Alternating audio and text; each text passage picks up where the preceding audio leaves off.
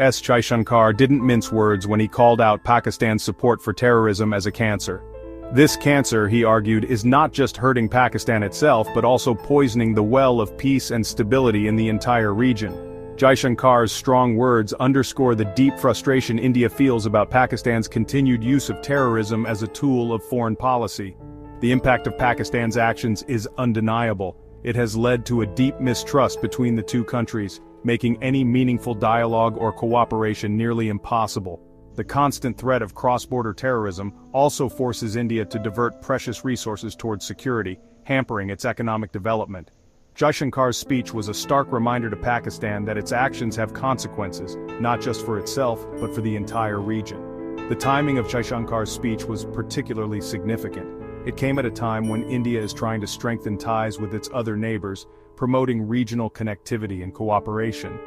By highlighting the contrast between India's constructive approach and Pakistan's destructive policies, Jaishankar sought to isolate Pakistan diplomatically and rally regional support for India's position. In contrast to Pakistan's approach, India, under Prime Minister Narendra Modi, has adopted a policy of neighborhood first, focusing on building strong and mutually beneficial relationships with its neighbors. This approach is based on the understanding that a stable and prosperous neighborhood is in India's own strategic interest.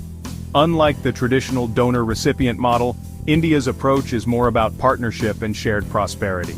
India's neighborhood policy rests on several pillars. There's a strong emphasis on connectivity, with India investing heavily in infrastructure projects like roads, railways and ports that benefit the entire region.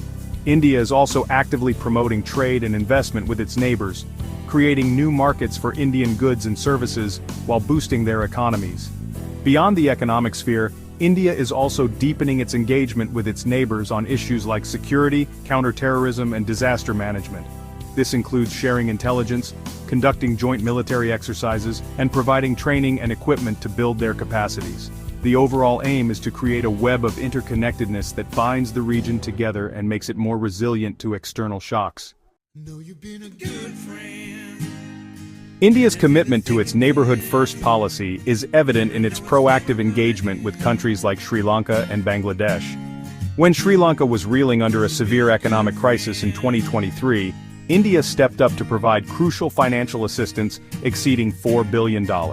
This assistance, which included lines of credit, currency swaps, and food and fuel supplies, helped Sri Lanka avert a complete economic collapse. India's relationship with Bangladesh has also seen a significant upswing in recent years. The two countries have resolved long-standing boundary disputes, strengthened economic ties, and are cooperating closely on issues like counterterrorism and connectivity. India has extended a $10 billion line of credit to Bangladesh for infrastructure development, further cementing the relationship. These examples underscore India's willingness to go the extra mile to assist its neighbors in times of need. This approach, driven by a mix of strategic pragmatism and a sense of responsibility for regional stability, has helped India earn considerable goodwill in the region. While India's neighborhood-first policy has yielded positive results, the country faces numerous challenges in its neighborhood and beyond. The South Asian region, in particular, is marked by political complexities, historical baggage, and unresolved conflicts. The rise of China, with its growing economic and military clout, adds another layer of complexity to the regional dynamics. India, therefore, has to tread a fine line, balancing its own interests with the sensitivities of its neighbors.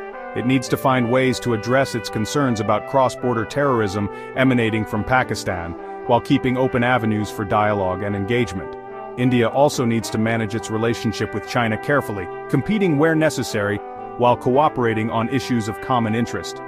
On the global stage, India faces challenges like the weaponization of trade and finance, climate change, and the increasing fragmentation of the international order.